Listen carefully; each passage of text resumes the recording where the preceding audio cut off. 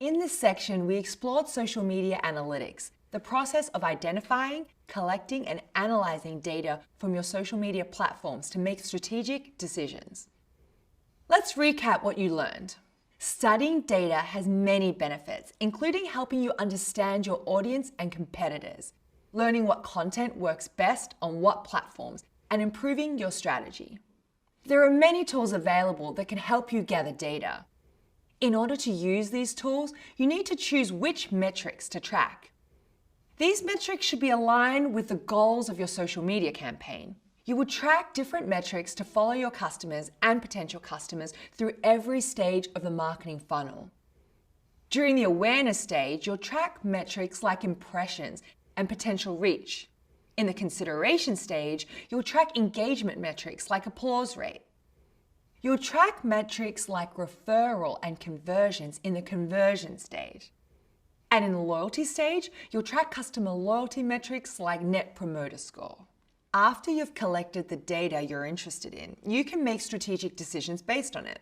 For example, you can learn what content performs best on what platforms and publish more content like it. Or you can create content related to emerging trends you learned about through your research. You'll need to share your findings with colleagues and clients through a social media report. The data you include in your social media reports should be based on your audience and your social media KPIs.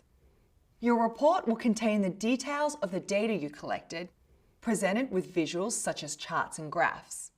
You'll also provide a thorough analysis of what the data means. To present your report effectively, you'll want to connect with your audience emotionally. Leave time to answer their questions and be well prepared. Analytics will be an essential component of all of your digital marketing activities. In order to know where your marketing efforts are succeeding and where you are falling short of your goals, you need to collect and analyze data from your campaigns.